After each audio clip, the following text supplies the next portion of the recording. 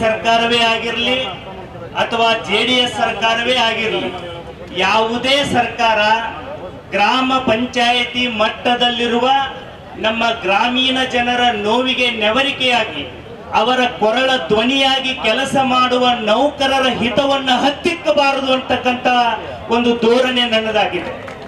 ಅದಕ್ಕೆ ನಾನು ಮಾನ್ಯ ಮುಖ್ಯಮಂತ್ರಿಗಳಿಗೆ ಅತ್ಯಂತ ಗೌರವಯುತವಾಗಿ ವಿನಂತಿ ನಿಮ್ಮ ಪರವಾಗಿ ನಾನು ಕೂಡ ವಿನಂತಿ ಮಾಡಿಕೊಳ್ತೇನೆ. ಮಾನ್ಯ ಸಚಿವರಲ್ಲಿ ನಮ್ಮ ಜಿಲ್ಲೆಯ ಉಸ್ತುವಾರಿ ಸಚಿವರು ಆಗಿರುವಂತಹ ಮಾನ್ಯ MB ಪಾಟೀಲ್ರು ಕೂಡ ಬಹಳ ಪ್ರಭಾವಿ ಸಚಿವರು. ಗ್ರಾಮೀಣ ಬದುಕನ್ನ ಸುಂದರಗೊಳಿಸ್ತಕ್ಕಂಥ, ಗ್ರಾಮೀಣ ಜನರ ದಿನನಿತ್ಯದ ಬದುಕಿನೊಂದಿಗೆ ತಮ್ಮ ಎಲ್ಲ ಸಮಯವನ್ನ ವ್ಯಯ ಮಾಡಿ ನಮ್ಮ ಗ್ರಾಮೀಣ ಜನರ ಬದುಕನ್ನ ಹಸನಾಗಿಸುವ ನಮ್ಮ ಈ ಸ್ಟ್ರೈಕ್ ನಲ್ಲಿ ಬಂದಿರೋ ಎಲ್ಲ ನೌಕರ ಬಂಧುಗಳಿಗೆ ತಾವು ಧ್ವನಿಯಾಗಿ ಸದನದಲ್ಲಿ ಮಾತನಾಡಬೇಕು ಅಂತ ಹೇಳಿ ನಾನು ಕೂಡ ಅವರಲ್ಲಿ ವಿನಂತಿ ಮಾಡ್ತೇನೆ. ವ್ಯವಸ್ಥೆಗೆ ಬದ್ಧರಾಗಿರ್ತಕ್ಕಂಥ, ಕಾನೂನನ್ನ ಗೌರವಿಸ್ತಕ್ಕಂಥ, ಸರ್ಕಾರ ಗೊತ್ತು ಮಾಡಿದ ಸ್ಥಳದಲ್ಲಿ ಬಂದು ಗೌರವಯುತವಾಗಿ ಮೌನವಾಗಿ ಪ್ರತಿಭಟಿಸ್ತಕ್ಕಂಥ ನಮ್ಮ ಗ್ರಾಮ ಪಂಚಾಯತ್ ನೌಕರರ ನೋವು ಮಡುಗಟ್ಟಿ ನೀವೆಲ್ಲ ರಸ್ತೆಗೆ ಬರುವ ಮುಂಚೆ ಸರ್ಕಾರ ಎಚ್ಚೆತ್ತುಕೊಳ್ಳಲಿ ಅಂತ ನಾನು ಕೂಡ ಆಸೆ ಪಡ್ತೇನೆ. ನಾನು ನಾರಾಯಣ್ DN, ಗ್ರಾಮ ಪಂಚಾಯಿತಿ ಬಿಲ್ಕರ್ ನೌಕರರ ಸಂಘದ ಪ್ರಧಾನ ಕಾರ್ಯದರ್ಶಿ, ಹಾಗೆ ಪಂಚ ನೌಕರರ ಸಂಘದ ಸಮಿತಿಯ ಸದಸ್ಯ. ಮಾಧ್ಯಮ ಮಿತ್ರರೇ, ನೀವು ನೋಡ್ತಿದ್ದೀರಿ, ನಿನ್ನೆಯಿಂದನೂ ಬೃಹತ್ ಮಟ್ಟದ ಒಂದು ಪ್ರತಿಭಟನೆಯನ್ನು ಈ ಬೆಂಗಳೂರಿನ ಫ್ರೀಡಂ ಪಾರ್ಕ್ನಲ್ಲಿ ಹಮ್ಮಿಕೊಂಡಿದ್ದೀವಿ. ನಿನ್ನೆಯಿಂದನೂ ನಾವು ಮಾಡಿದಂಥ ಪ್ರತಿಭಟನೆಗೆ ಯಾವುದೇ ಸಚಿವರಿಂದಲಾಗಲಿ ನಮಗೆ ಇದುವರೆಗೂ ಕೂಡ ನಮ್ಮ ಬೇಡಿಕೆಗೆ ಮನ್ನಣೆ ಸಿಕ್ಕಿಲ್ಲ. ಇಲಾಖೆಯಿಂದ ಪ್ರಿನ್ಸಿಪಲ್ ಸೆಕ್ರೆಟರಿ ಮೇಡಮು ಕೂಡ ಆಗಮಿಸಿರೋ, ಹಾಗೆ ಆಯುಕ್ತರಾದಂಥ ಅರುಂಧತಿ ಚಂದ್ರಶೇಖರ್ ಮೇಡಮ್ ಅವರು ಕೂಡ ಆಗಮಿಸಿದರು. ಅವರು ಬಂದು ನಮ್ಮ ಬೇಡಿಕೆಯನ್ನು ತಗೊಂಡು ಹೋದರು. ಒಂದು ಚಿಕ್ಕದಾಗಿ ಒಂದು ಮೀಟಿಂಗನ್ನು ಕೂಡ ಮಾಡಿರು. ಆಯಿತು, ಇದನ್ನು ಸಮಸ್ಯೆಯನ್ನು ಬಗೆಹರಿಸ್ತೀನಿ ಅಂತ ಅಂದರು. ಬಿಟ್ಟರೆ ನಮ್ಮ ನೌಕರರ ಬೇಡಿಕೆಗಳನ್ನು ಯಾವುದನ್ನು ಕೂಡ ಇಲ್ಲಿ ಬಗೆಹರಿಸ್ತಕ್ಕಂಥ ವ್ಯವಸ್ಥೆಯನ್ನು ಮಾಡಲಿಲ್ಲ. ನಾವು ಕೇಳಿರ್ತಕ್ಕಂಥದ್ದು ಸಿಂಪಲ್ ಬೇಡಿಕೆಗಳು ಅಷ್ಟೇ. ಆ ಬೇಡಿಕೆಗಳನ್ನು ಅಲ್ಲಿ ಅವರ ಹಂತದಲ್ಲೇ ಕರೆಸಿ ಅವರ ಅಂಡರ್ ಇರ್ತಕ್ಕಂಥ ಅಂಡರ್ ಸೆಕ್ರೆಟರಿ ಕೆಳಗೆ ಇಮಿಡಿಯೇಟ್ ಆದೇಶ ಮಾಡ್ತಕ್ಕಂಥ ವ್ಯವಸ್ಥೆ ಇತ್ತು. ಬಟ್ ಅದನ್ನು ಕೂಡ ಮಾಡಿಲ್ಲ. ಹಾಗಾಗಿ ಇವತ್ತು 2ನೇ ದಿವಸಕ್ಕೆ ನಾವು ಈ ಒಂದು ಹೋರಾಟವನ್ನು ಇಟ್ಕೊಂಡಿದ್ದೀವಿ. ನಮ್ಮ ಮೂಲ ಬೇಡಿಕೆ ಒಂದೇ, ನಾವು ಗ್ರಾಮೀಣಾಭಿವೃದ್ಧಿ ಮತ್ತು ಪಂಚಾಯತ್ ರಾಜ್ ಇಲಾಖೆಯ ನೌಕರರು, ನಾವು ಯಾವುದೇ ಕಾರಣಕ್ಕೂ ಕಾರ್ಮಿಕ ನೌಕರಲ್ಲ. ಆದರೆ ನಮಗೆ ದುರದೃಷ್ಟವಶಾತ್ ಅಂದರೆ ಕಾರ್ಮಿಕ ಇಲಾಖೆಯ ವೇತನವನ್ನು ನಿಗದಿ ಮಾಡಿ ನಮಗೆ ಜಾರಿ ಮಾಡಿಕೊಡ್ತಿದ್ದಾರೆ. ಆದರೆ ಕಾರ್ಮಿಕ ಇಲಾಖೆಯ ಸೌಲಭ್ಯ ನಮಗಿಲ್ಲ. ಹಾಗಾಗಿ ನಾವು ಕೇಳ್ತಿರ್ತಕ್ಕಂಥ ಒಂದೇ, ನಮ್ಮ ವೇತನವನ್ನು ಕಾರ್ಮಿಕ ಇಲಾಖೆಯ ವೇತನ ಹೊರತುಪಡಿಸಿ ಗ್ರಾಮೀಣಾಭಿವೃದ್ಧಿ ಮತ್ತು ಪಂಚಾಯತ್ ರಾಜ್ ಇಲಾಖೆಯನ್ನು ವೇತನವನ್ನು ನಿಗದಿ ಮಾಡಿಕೊಡಿ. ಹಾಗೆ ಇಲ್ಲಿರ್ತಕ್ಕಂಥ ಕಿರಿಯ ನೌಕರರಿದ್ದಾರೆ. ನಿನ್ನೆ ಸೇರಿದವನಿಗೂ ಒಂದೇ ಥರದ ವೇತನ ಇದೆ, 25 ವರ್ಷದಿಂದ ಸೇರಿದವನಿಗೂ ಒಂದೇ ವೇತನ ಇದೆ. ಹಾಗಾಗಿ ಈ ವೇತನದ ತಾರತಮ್ಯಕ್ಕೆ ಇಲ್ಲೂ ಕೂಡ ಎಲ್ರಿಗೂ ಕೊಡ್ತಂಗೆ ಒಂದು ಸ್ಟ್ಯಾಪ್ ಪ್ಯಾಟರ್ನ್ ಸಿಸ್ಟಮೆಟಿಕಲಿ ವೇತನವನ್ನು ನಿಗದಿ ಮಾಡಿಕೊಡಿ ಅಂತಕ್ಕಂಥದ್ದು ನಾವು ಈಗ ಸರ್ಕಾರಕ್ಕೆ ಗಮನಕ್ಕೆ ತಂದಿದ್ದೀವಿ. ಮಾಧ್ಯಮ ಮಿತ್ರರೇ, ಇನ್ನೊಂದು ಹೇಳಬೇಕು ಅಂತಂದರೆ, ಇವತ್ತು ನಿಮಗೆಲ್ಲ ಗೊತ್ತಿದೆ, ಸರ್ಕಾರ ಎಲ್ಲ ವಿಧದಲ್ಲೂ ಕೂಡ ಆರೋಗ್ಯ ಸೌಲಭ್ಯವನ್ನು ಕೊಡ್ತದೆ BPL ಕುಟುಂಬದವರಿಗೆ. ಬಟ್ ನಮಗೆ ಇವತ್ತು ಕಾರ್ಮಿಕ ಇಲಾಖೆಯ ವೇತನ ತೆಗೆದುಕೊಂಡು ಬಂದು ನೌಕರರ BPL ಕುಟುಂಬ ಕಾರ್ಡನ್ನು ಕೂಡ ಕಿತ್ಕೊಂಡಿದ್ದಾರೆ. ಒಂದು ಹೊತ್ತಿನ ಊಟವನ್ನು ಮಾಡ್ತಾಯಿದ್ದು BPL ಕಾರ್ಡನ್ನು ತಗೊಂಡು, ಅಕ್ಕಿಯನ್ನು ತಗೊಂಡು, ಅದನ್ನು ಕೂಡ ಸರ್ಕಾರ ಇವತ್ತು ಕಿತ್ಕೊಂಡಿದೆ. ಬಟ್ ನಮಗೆ ಯಾವುದೇ ಥರದ ವೈದ್ಯಕೀಯ ವೆಚ್ಚಕ್ಕೆ ಆ ಕಾರ್ಡನ್ನು ನಾವು ಬಳಸ್ದಂಗಾಗಿದೆ. ಒಂದು ಯೋಚನೆ ಮಾಡಿ ಮಾಧ್ಯಮ ಮಿತ್ರರೇ, ಇವತ್ತು ಒಬ್ಬ ಹಾರ್ಟ್ ಪೇಷಂಟ್ ಹಾರ್ಟ್ ಅಟ್ಯಾಕ್ ಆಯಿತು ಒಬ್ಬ ನೌಕರನಿಗೆ ಅಂದರೆ ಅವನು ಜಯದೇವ ಹಾಸ್ಪಿಟ್ಲಿಗೆ ಬಂದ ಬೆಂಗಳೂರಿಗೆ ಅಂತಂದರೆ BPL ಕಾರ್ಡನ್ನು ಕೊಟ್ಟಿದ್ರೆ ಅವನಿಗೆ ಫ್ರೀ ಆಗೋದು. ಬಟ್ ನಮ್ಮ ವೇತನ ಇರ್ತಕ್ಕಂಥದ್ದು ಕೇವಲ 17,000 ಮೇಲೆ ಯಾರು ಕೂಡ ಮೀರಿಲ್ಲ ಗ್ರಾಮ ಪಂಚಾಯಿತಿಯ ನೌಕರರು. ಆದರೆ ಅವನು ಹಾರ್ಟ್ ಅಟ್ಯಾಕ್ ಆಗಿ ಒಂದು ಹಾಸ್ಪಿಟ್ಲಿಗೆ ಬಂದ ಅಂತಂದರೆ 3 ಲಕ್ಷ ರೂಪಾಯಿ ಅವನು ಕಟ್ಟಬೇಕಾಗತ್ತೆ ಬರೀ ಅವನ ಹಾರ್ಟ್ ಪೇಷಂಟಿಗೆ. ಆದರೆ ಸರ್ಕಾರದ ಅವೈಜ್ಞಾನಿಕ ನೀತಿ ಯಾವ ರೀತಿ ಮಾಡ್ತಾರೆ ಅಂದರೆ 50,000 ರೂಪಾಯಿ ಮಾತ್ರ ಆರೋಗ್ಯ ಭದ್ರತೆಯನ್ನು ಜಾರಿ ಮಾಡ್ತಾರೆ. ನೋಡಿ ಸ್ನೇಹಿತರೆ, ಇದು ಹಾಸ್ಯಾಸ್ಪದ ಅಂತಕ್ಕಂಥದ್ದು ಅನಿಸುತ್ತಾ ಇಲ್ವಾ? 50,000 ರೂಪಾಯಿಲಿ ಇವತ್ತು ಒಂದು ಜ್ವರ, ತಲೆನೋವು, ಶೀತ ಅಂತ ಒಂದು ಪ್ರೈವೇಟ್ ಹಾಸ್ಪಿಟ್ಲಿಗೆ ಹೋದರೆ 2 ದಿವಸಕ್ಕೆ 50,000 ರೂಪಾಯಿ ಕ್ಲೈಮ್ ಮಾಡ್ತಾರೆ. ಅದು ಕೂಡ ವೃತ್ತಿಯಲ್ಲಿ 1 ಬಾರಿ ಅಂತಕ್ಕಂಥದ್ದು ಮಾಡ್ತಾರೆ. 18 ವರ್ಷಕ್ಕೆ ಇವತ್ತು ಜಾಬಿಗೆ ಸೇರ್ತಾನೆ, 60 ವರ್ಷ ಸೇವೆ ಸಲ್ಲಿಸ್ತಾನೆ ಅಂತಂದರೆ 42 ವರ್ಷ ಅವನು ಕೆಲಸ ಕಾರ್ಯಗಳನ್ನು ಮಾಡ್ತಾನೆ. 42 ವರ್ಷದಲ್ಲಿ ಒಂದೇ ಬಾರಿಯನ್ನು ಅವನಿಗೆ ಕಾಯಿಲೆ ಬರೋದು. ಮತ್ತೊಂದು ಹೇಳ್ತಾರೆ, ಆ ಆದೇಶದಲ್ಲಿ ನಿನಗೆ ಮಾತ್ರ ಅನ್ವಯ, ನಿನ್ನ ಫ್ಯಾಮಿಲಿಗೆ ಅನ್ವಯ ಇಲ್ಲ ಅಂತಕ್ಕಂಥದ್ದು ಹೇಳ್ತಾರೆ. ಯಾವ ಥರ ಇದು ಅವೈಜ್ಞಾನಿಕ ಆದಂಥ ಒಂದು ಸುತ್ತೋಲೆಗಳು. ಹಾಗಾಗಿ ನೌಕರಿಗೆ ಆರೋಗ್ಯ ಭದ್ರತೆಯನ್ನು ಜಾರಿ ಮಾಡಬೇಕು. ವಿಮಾ ಪಾಲಿಸಿಯನ್ನು ತರಬೇಕು, ESI ಮತ್ತು PF ಅಂಡರ್ ತರಬೇಕು. ಹಾಗೆ ಗ್ರಾಮ ಪಂಚಾಯತಿಯಲ್ಲಿ ಅನೇಕ ವರ್ಷದಿಂದ ನೌಕರರು ಸೇವೆ ಸಲ್ಲಿಸ್ತಾ ಬಂದಿದ್ದಾರೆ.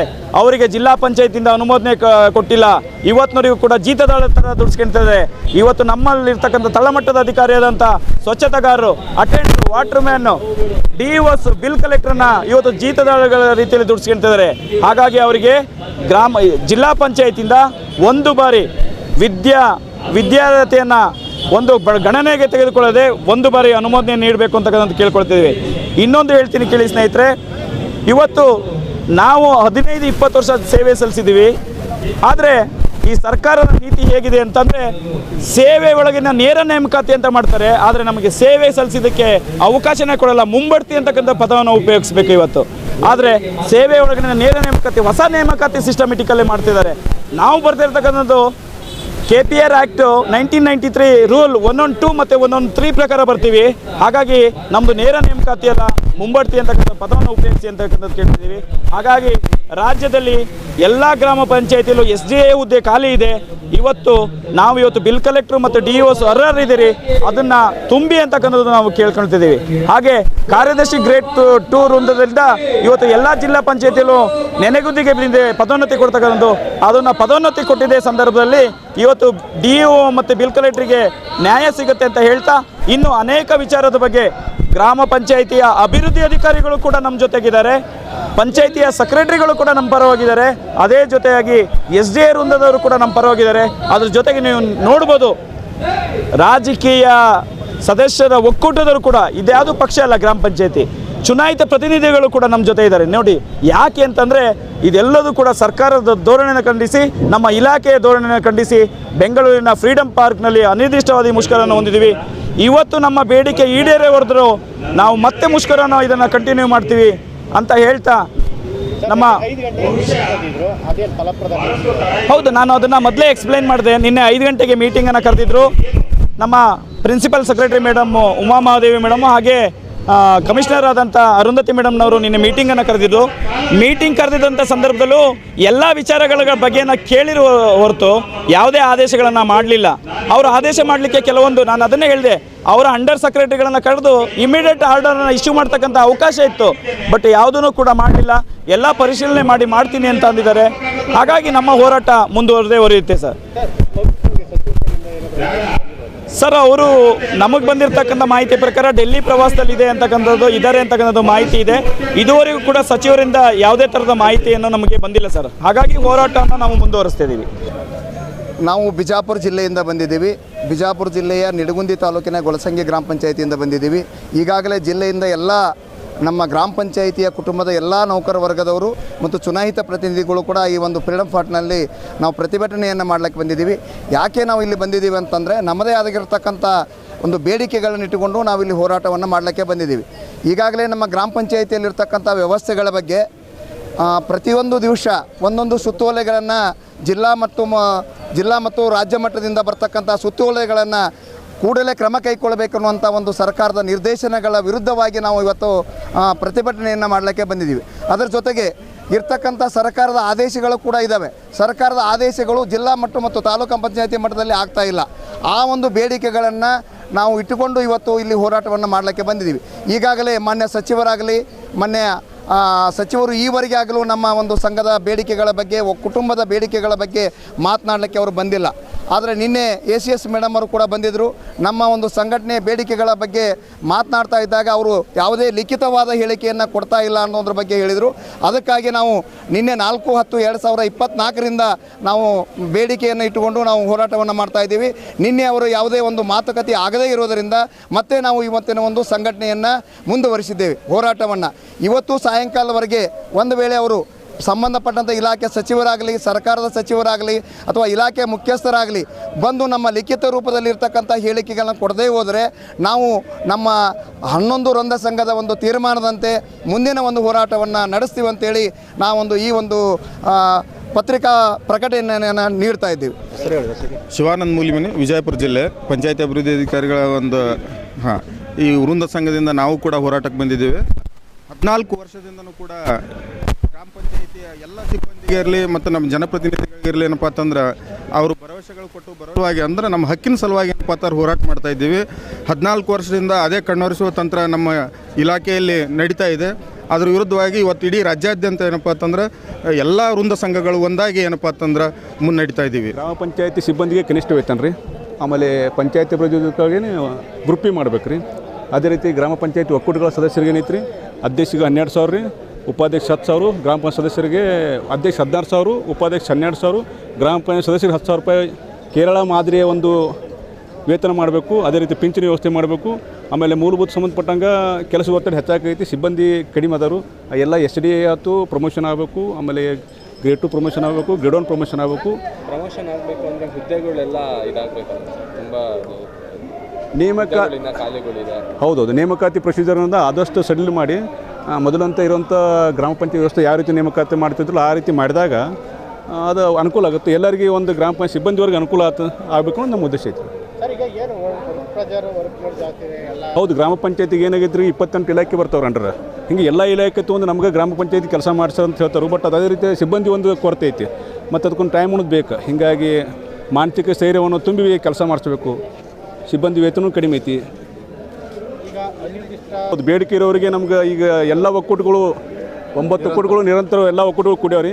ಒಂದು ನಮ್ಮ 10 ವರ್ಷ ಇತಿಹಾಸದಾಗ ನಮ್ಮ ಆಡಿಪರ್ ಇತಿಹಾಸದಾಗ ಈ ರೀತಿ ಒಕ್ಕೂಟಗಳು ಕೂಡಿಲಾಗಿದ್ದು. ಹಿಂಗೆ ಎಲ್ಲರ ಬೇಡಿಕೆ ಈಡೇರೋವರೆಗೆ ನಾವು ಇಲ್ಲಿ ಬಿಟ್ಟು ಬಿಡೋದಿಲ್ಲ, ಹೋಗೋದಿಲ್ಲ. ಹೌದೌದು, ಮಾನ್ಯ ನಮ್ಮ ಆಡಿಪರ್ ಖರ್ಗೆ ಸಾಹೇಬರು ಬರಬೇಕು ಅನ್ನೋದು ನಮ್ದು ಎಲ್ಲರದು ಇದನ್ನೈತಿ, ವಿನಂತಿ ಐತಿ. ಅವ್ರು ಬಂದು ನಮ್ಗೆ ಬೇಡಿಕೆ ಈಡೇರಿಸೋರು ಈಡೇರ ನಂತರ ಪ್ರತಿಭಟನೆ ಕೈ ಬಿಡ್ತೀವಿ.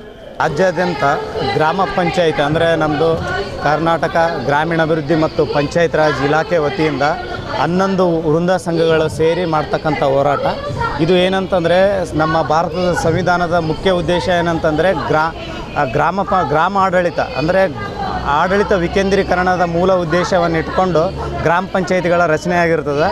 ಆದರೆ ಇವತ್ತಿನ ಕಾಲದಿನಮಾನಗಳಲ್ಲಿ ಏನಾದಂದರೆ ಈ ಅಧಿಕಾರದ ವಿಕೇಂದ್ರೀಕರಣ ಅನ್ನೋದು ಕೇವಲ ಒಂದು ಕೇಂದ್ರದಲ್ಲಿ ಸ್ಥಾಪಿತವಾಗಿ ಅದರ ಆದೇಶದ ಅನುಸಾರವಾಗಿ ಕೆಲಸ ಮಾಡ್ತಕ್ಕಂಥ ಪರಿಸ್ಥಿತಿ ಇದೆ. ಇಂತಹ ಪರಿಸ್ಥಿತಿಯ ಒತ್ತಡದಲ್ಲಿ ಎಲ್ಲ ಹಂತದ ಅಧಿಕಾರಿಗಳು, ನೌಕರರು, ಸಿಬ್ಬಂದಿ, ಚುನಾಯಿತ ಪ್ರತಿನಿಧಿಗಳು ಹಲವಾರು ಸಮಸ್ಯೆಗಳಿಗೆ ಒಳಗಾಗ್ತಾ ಇದ್ದೀವಿ. ಒಂದು ಗ್ರಾಮೀಣ ಜನರಿಗೆ ಸುಲಭವಾದ ಆಡಳಿತ ನೀಡಲಿಕ್ಕೆ ಆಗ್ತಾಯಿಲ್ಲ ಮತ್ತು ಆ ವ್ಯವಸ್ಥೆಯಲ್ಲಿ ಇರ್ತಕ್ಕಂಥ ನಮಗೆ ಅನೇಕ ಒತ್ತಡಗಳಿದೆ. ಇದರಿಂದ ಏನಾಗ್ತಿದೆ ಅಂತಂದರೆ ವೈಯಕ್ತಿಕ ಜೀವನವೂ ಕೂಡ ಭಾಳ ಸಂಕಷ್ಟಕ್ಕೆ ಒಳಪಟ್ಟಿದೆ. ಜೊತೆಗೆ ಆಡಳಿತದಿಂದ ಸಾರ್ವಜನಿಕರಿಗೆ ಸಿಗ್ತಕ್ಕಂಥ ಸೌಲಭ್ಯಗಳನ್ನು ಸರಿಯಾದ ಸಮಯದಲ್ಲಿ ಮತ್ತು ಸುಲಲಿತವಾಗಿ ಸಿಗ್ಲಿಕ್ಕೆ ಒಂದು ತೊಂದರೆಗಳಾಗ್ತಾ ಇದ್ದಾವೆ.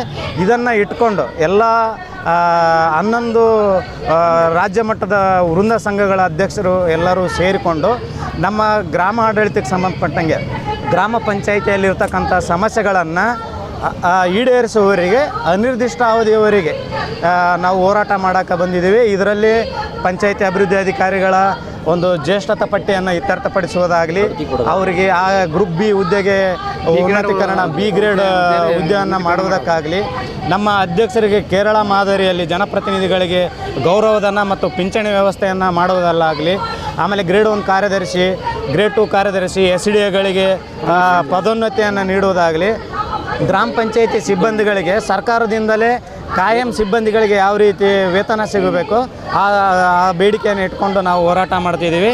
ಇದರೊಳಗೆ ಅವರು ಇವರು ಅನ್ನೋದೇ ಯಾವುದೇ ಒಂದು ವೃಂದ ಸಂಘಕ್ಕೆ ಕೇವಲ ಬೇಡಿಕೆಯನ್ನು ಇಟ್ಕೊಂಡು ಮಾಡ್ತಾ ಇಲ್ಲ. ಇದರಲ್ಲಿ ಮುಖ್ಯ ಉದ್ದೇಶ ಏನಂತಂದರೆ ನಮ್ಮ ಗ್ರಾಮ ಸರ್ಕಾರ ಸಂವಿಧಾನದ ಉದ್ದೇಶಕ್ಕೆ ಅನುಗುಣವಾಗಿ ಸ್ವಾಯತ್ತತೆಯ ಮೂಲಕ ಗ್ರಾಮಾಡಳಿತವನ್ನು ನಡೆಸಬೇಕು.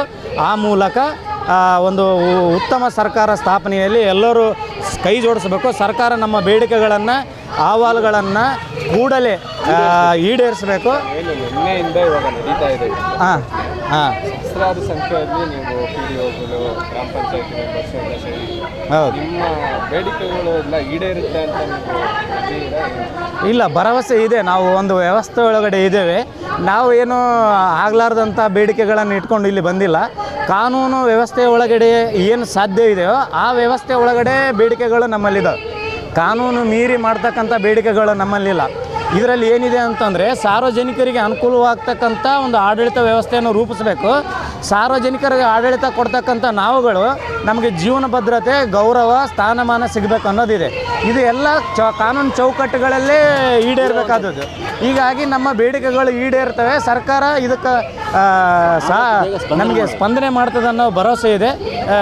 ನಮಗೆ 100ಕ್ಕೆ 100ರಷ್ಟು ಪ್ರತಿಶತ ನಮ್ಮ ಬೇಡಿಕೆಗಳು ಈಡೇರ್ತವೆ ಅನ್ನೋದು ಒಂದು ಭರವಸೆ ಇದೆ. 10 ವರ್ಷಗಳಿಂದ ಒಂದು ಜ್ಯೇಷ್ಠತಾ ಪಟ್ಟಿಯನ್ನು ಸರಿಪಡಿಸಿ ಇರೋದ್ರಿಂದ ಸಾಕಷ್ಟು ಕಾನೂನು ಹೋರಾಟದಲ್ಲಿ ಕೂಡ ಸಿಗಾಕೊಂಡು ನಾವು ತೊಂದರೆ ಅನುಭವಿಸ್ತಾ ಇದ್ದೀವಿ. ಇದರಿಂದ 10 ವರ್ಷ ನಮಗೆ ಯಾವುದೇ ಥರ ಒಂದು ಬಡ್ತಿ ಕೂಡ ಇಲ್ಲ. ಬ್ರಹ್ಮ ನಿರಸನ ಆಗಿದೆ. ಬಹಳಷ್ಟು PDOಗಳಿಗೆ ಸಾಕಷ್ಟು ಒಂದು 10-12 ವರ್ಷದಿಂದ ಬಡ್ತಿ ಇಲ್ದೇ ಒಂದೇ ಕಡೆ ಕೆಲಸ ಮಾಡ್ತಾ ಇದ್ದಾರೆ, ಒತ್ತಡದಲ್ಲಿದ್ದೀವಿ. ಹೀಗಾಗಿ ನಮ್ಮದೊಂದು ಪ್ರಬಲವಾದ ಬೇಡಿಕೆ ಇದೆ. ಈ ಒಂದು ಬೇಡಿಕೆ ಬಹಳ ವರ್ಷಗಳಿಂದನೂ ಇದೆ. ನಾವು ಇದು ಕಾನೂನು ಹೋರಾಟ ಮತ್ತು ಇಲಾಖೆಯಲ್ಲಿ ಮಾಡದೇ ಇರೋದು ಕಾರಣ ನಮಗೆ ತೊಂದರೆ ಆಗಿದೆ. ಸಾಕಷ್ಟು ಮುಂದೆ ಹೋಗುವಂಥ ಅವಕಾಶ ಎಲ್ಲ ಒಂದು ವಿಧದ ಸರ್ಕಾರಿ ಹುದ್ದೆಗಳಲ್ಲಿ ಇರ್ತದೆ. ಆದರೆ ಇಲ್ಲೇನಾಗಿದೆ, ಒಂದು ಹಂತದಲ್ಲಿ ನಿಂತ್ಕೊಂಡಿದೆ. ಇದರಿಂದ ನಾವು ಬೇಗ ಪ್ರಮೋಷನ್ ತೊಗೊಂಡ್ರೆ ನಮ್ಮ ಹಿಂದಿನವರು ಕೂಡ ಕಾರ್ಯದರ್ಶಿಗಳು PDO ಆಗ್ಬೋದು, ಹಾಗೆ ಡಾಟಾ ಎಂಟ್ರಿ ಕಾರ್ಯದರ್ಶಿಗಳಾಗ್ಬೋದು, ವಿವಿಧ ಸ್ತರಗಳ ಹುದ್ದೆಗಳಿಗೆ ಒಂದು ಬಡ್ತಿ ಸಿಗ್ತದೆ. ಅವರಿಗೂ ಒಂದು ಜೀವನದಲ್ಲಿ ಆಶಾಕಿರಣ ಆಗ್ತದೆ.